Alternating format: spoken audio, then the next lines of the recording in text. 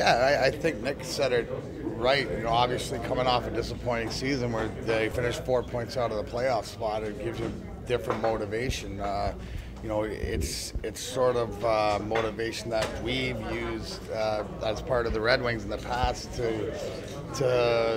from losing in '95 and losing in '96 to Colorado to being able to come back and win back-to-back, and even after doing that, losing in '99 and 2000 to LA or being beat out early, you come back with a different taste in your mouth. You can't wait for training camp to be there, and you just want to get that bad taste out of your mouth. And I think the difference between winning and not getting there is just, with your potential. It's just, what the biggest advice is that, sometimes it's focus, sometimes it's just, making every shift count, making every play count, like it's the end of the world. So if you play every shift like it's your last shift that you ever play, then that's usually pretty good motivation. So they're headed in the right direction. They got a lot of veteran talent, a lot of young talent, and they'll be looking to make a splash this year. And it's going to be exciting to watch, and especially if you're I'm a big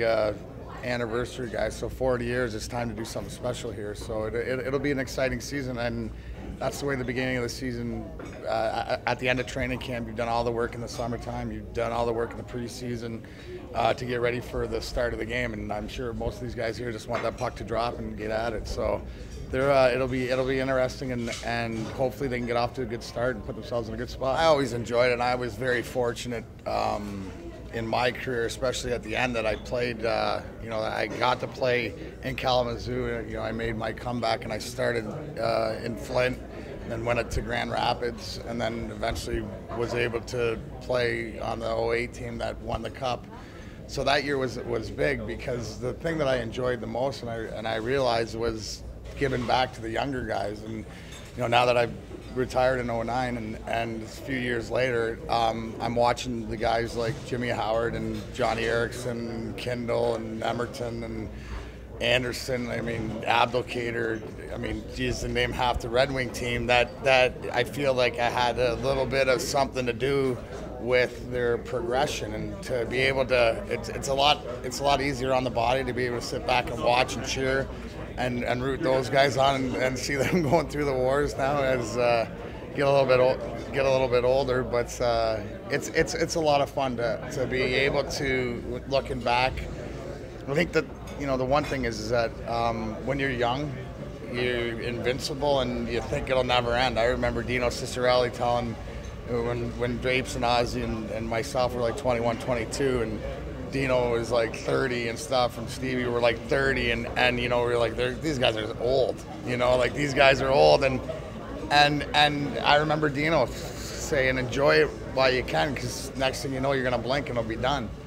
And if that's not the truth, I don't know anything that is. The career went by, but the thing that you enjoy as you get older, and especially late in your career, and then even out of your career, is just the mentoring, or just words of advice, or giving some knowledge that I've learned from guys before me that they passed on to me. And it's just something that the way the hockey world works, and probably most sports, you just want to share the wealth. And I had a great run. I was part of some unbelievable hockey teams, and being able to win 4 cups and to do it in Detroit, it was phenomenal. And that's something that can't take it away. But now I'm excited to see that not only this is where the guys are starting. The guys play for the love of the game, and they're all trying to get to the NHL and stuff like that. And some will, and some won't. But it's the journey that you gotta sit back and breathe and enjoy. So that's another one of the things I'd say. Just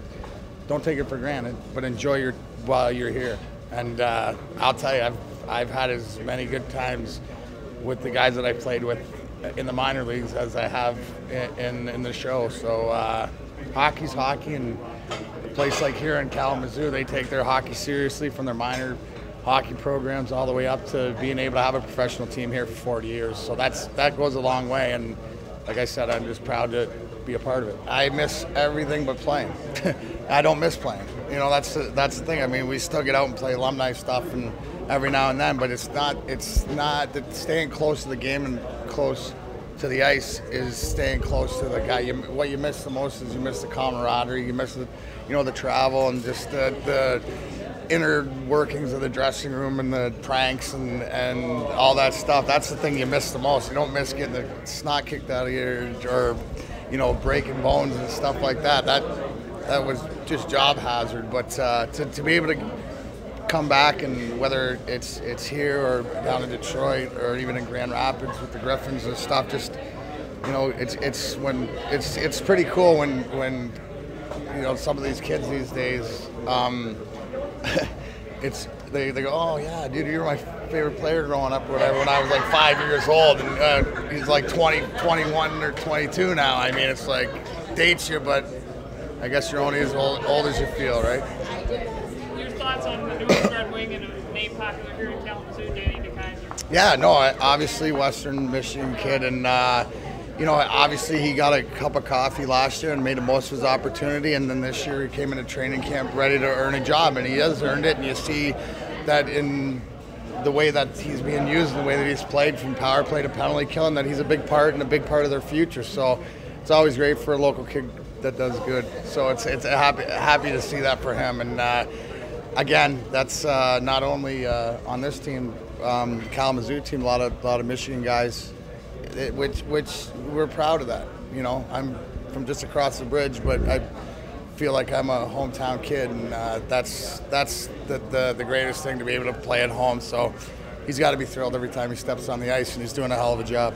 Yeah, I think that obviously everybody was wondering moving into the Eastern Conference how that would change, but they just keep plugging along and getting it done. And obviously that team goes as Pav and Z go, and but again, they're getting a lot of different contribution, and having Daniel Albertson, who's perennial captain in this league, that doesn't even wear a letter on the Red Wing team, goes to show you something. There's so much leadership, but it's so far so good, and hopefully they can stay healthy. And I predict that they should be in the top 3 in the East at the end of the year. And the way the game is these days, Gary Bettman hockey is all about parity. So any given night, anybody can win. You got to bring your A game every night, and that's what they've done so far.